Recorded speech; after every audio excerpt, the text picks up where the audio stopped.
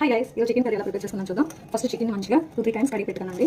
ఇప్పుడు కర్రీ పెట్టి ఆన్ చేసుకున్నాం. ఎలా ప్రిపేర్ చేసుకున్నామో ఫస్ట్ ఆయిల్ 2-3 స్పూన్స్ ఆయిల్ వేసుకుందాం.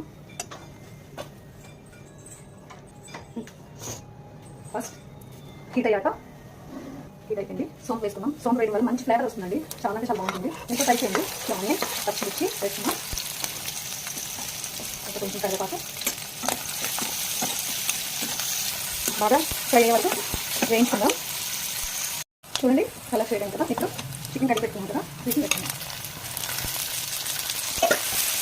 మంచిగా కలుపుకుందాం.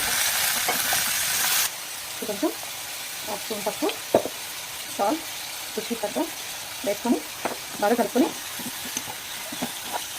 మొత్తం 5 మినిట్స్ తర్వాత 5 మినిట్స్ కుక్ చేసుకుందాం.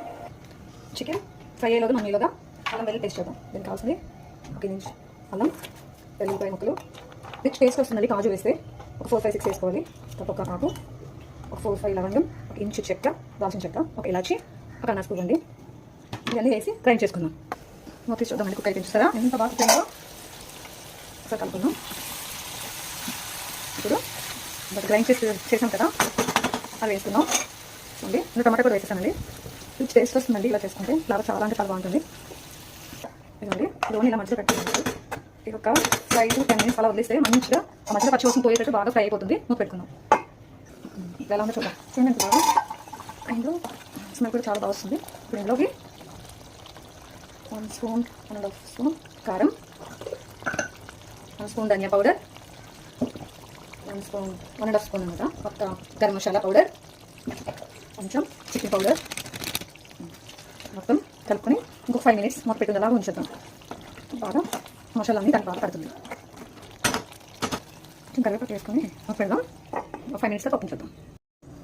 చూద్దాం. చూడండి ఆయిల్ టైప్ అయిపోయింది కదా, ఇంకా అయిపోయిందండి.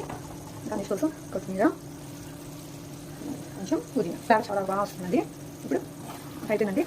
మీరు కూడా ఇలా ట్రై చేసి టేస్ట్ ఎలా వచ్చిందో కొంచెం కామెంట్ చేసి చెప్పండి. కానీ కాజు వేయడం వల్ల చూసారా చాలా థిక్నెస్ వస్తుంది, చాలా బాగుంటుంది.